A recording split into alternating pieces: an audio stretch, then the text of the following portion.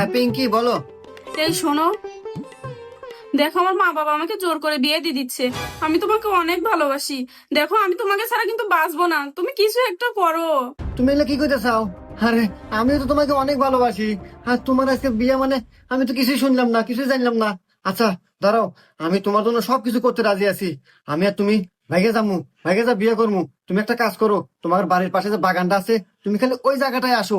আমি bag tag গোছায়া ready হইয়া আমি আসতেছি। তুমি তাড়াতাড়ি আসবা কিন্তু, হ্যাঁ? আচ্ছা ঠিক আছে, তুমি তাড়াতাড়ি এসো। আপুরে, তোর তো কপাল খুলে গেছে।